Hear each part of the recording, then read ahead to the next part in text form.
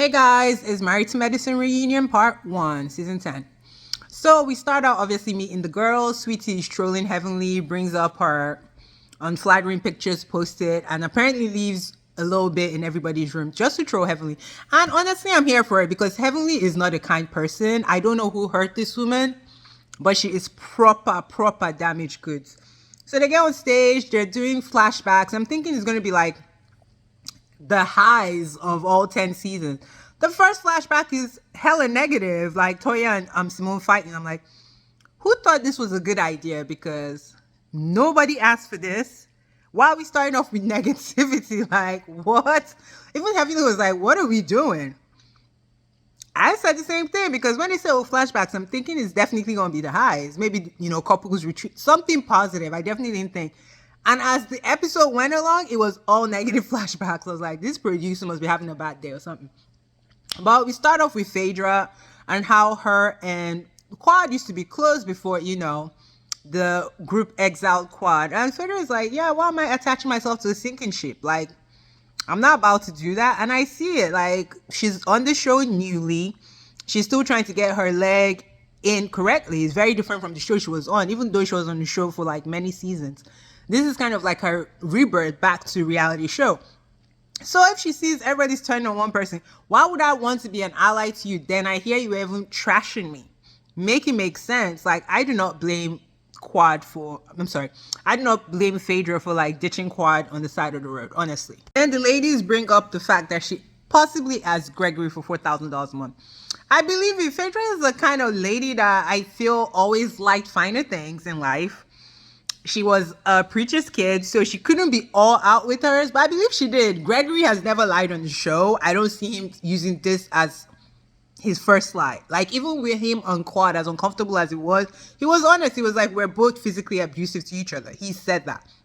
So why would he lie about this? And Phaedra did not really stand on business on it. She kind of was like, whatever, made her funny faces, which I'm like, girl, you don't even have to defend it. Quad had a funny moment saying that, girl, you could save 3 months of the salary and buy your expensive purse and have $2,000 left off. Everyone laughed. Everybody thought it was funny. All of a sudden, Heavenly jumps in talking about, Sweetie, you think Gregory tells you everything he does? Like, bitch, shut up. You think Damon tells you everything, but he doesn't. So shut the fuck up. Heavenly gets on my everlasting nerve. Like, she's so big and annoying. Like, how are you big and annoying at the same time? Like, it's crazy. I just want a takedown season of Heavenly. I cannot wait. And I love that Sweetie keeps standing up to her. Did you see when she was doing the Carlos King interview, Heavenly, she kept implying Sweetie might have had a mental breakdown, kind of like throwing that in our face. Everybody's not made for reality TV. Girl, you be having a mental breakdown every week and nobody says nothing. And to imply that is just so reckless, coming from someone that is supposed to be a doctor. She's an idiot. She's just an idiot. But I don't know. And they asked Quad and Phaedra, do you guys even want to be friends? Phaedra's like, I'm hesitant because I don't want, if we fall out, you're out here blasting me. And I respect it. Quad, however, is like, yeah, she wants them to be back friends. I don't see it for them because Phaedra is quite guarded. And the moment you turn on her, she turns on you. Heaven was like, baby, I am not lying for you. You did trash Phaedra. I trashed Phaedra. Let's all own up to it. And Phaedra is like, trust is earned. Phaedra ain't gonna forgive her. Then we get Toya's segment. And basically they talk about her not being appreciative to Eugene. I totally agree. I think she could be nicer. Her explanation, like being teased as a kid. Those pivotal moments do shape the way we are, unfortunately, for the good or for the worse. I think Eugene is such a great guy. Like, I don't know if you saw the interview on Carlos King. This guy loves Toya's funky drawers. Like, she's the kind of, even if she stinks, Eugene will be like, whatever, that's my baby. He wrote her paper for her when they first met, just because he wanted to take her out on a date. Like, God, please, I'm looking for love, because the streets have been treacherous. And really, guys like this, it's so lovely to see a man love you in totality, and he loves her. So, yeah, it was kind of cool. They talk about how wine, her not donating to the Met Gala. And she was like, I gave you all free wine. You ain't getting my $1,000. Goodbye. And that was that on that. And they did a flashback again, which was negative. Lisa Nicole and Quad fighting, and I'm just like, who chose these flashbacks? Why? So it's Jackie's segment. They give all the doctors their kudos being doctors, which is always great. But we get to this whole heavenly video that Jackie said black women exaggerate their symptoms and that's why they're not believed. Instead of them to hold Jackie accountable, it was a segment of how great Jackie was, who leaked the video, who gives an F. Jackie was a bitch. Why didn't we focus on that? And why did she just take accountability? She tried to fake cry. Just the words that came out of my... She didn't even say her mouth. She's like, seeing those words destroy everything I've worked with. Bitch, you said those words. Like, what am I missing? This pissed me off to the pistivity because I was just like, here we go again. Every time Jackie is protected, and to say they think Quad leaked it. Okay, even if Quad leaked it. I don't even like Quad, but even if she leaked it, those words were straight out your mouth. It wasn't formulated. It wasn't AI generated. You said it. Apologize to the black women and let it go. It was kind of like the way her first apology was. It was an apology mixed with like insults in it.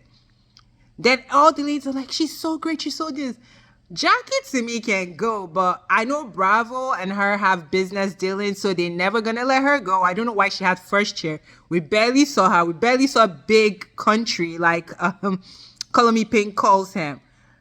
And Cecil and Eugene kind of implied that they be faking. Like none of them think Big Country and Jackie are really what they say they are. So it's just crazy that she gets first chair for not even doing shit.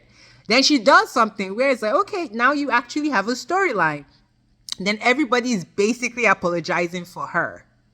Then she sits down like a victim when Heavenly is like, Quad, we really thought you leaked it.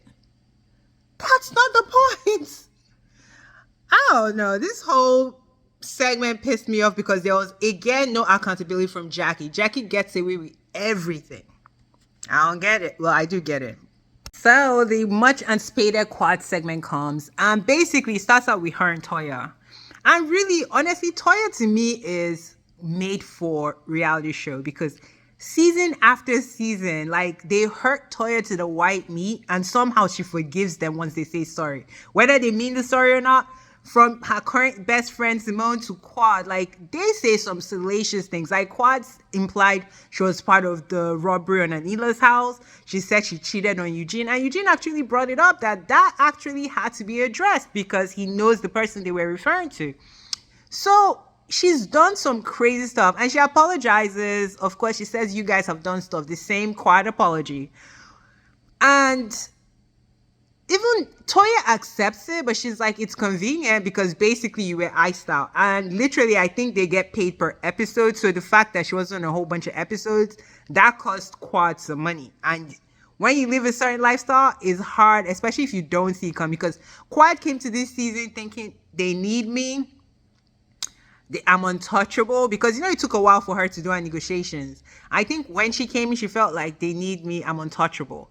And when they touched her, and she saw, she was like, oh, okay, this shit is real. I need to pivot. I need to apologize. I need to come humble. Even Phaedra says that she thought the resurrection was Quad going to, in Phaedra's segment, Quad going to apologize to the ladies, but she felt like Quad did not take accountability. But to me, Toya is just, she has a good heart. Even Eugene was saying that her forgiving Anila and them was from Toya, that he didn't even think he was ever going to talk to them.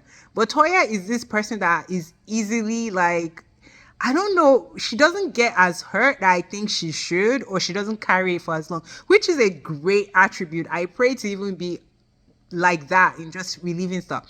But all the ladies kind of say Quad basically only features them once the cameras are there. She doesn't really talk to them, especially Simone. Simone is the most vocal. She's yelling as usual. But in what she's yelling, there is a point, because if you don't call us ever, she's like, Quad has never invited her to a house outside of the show. Quad doesn't call them. Quad doesn't talk to them. They even asked Phaedra, they're like, Phaedra, like, did you ask the ladies to reach out? And she's like, I did. And they said they did. And Quad did not return their call. So Quad is like, we don't talk to each other.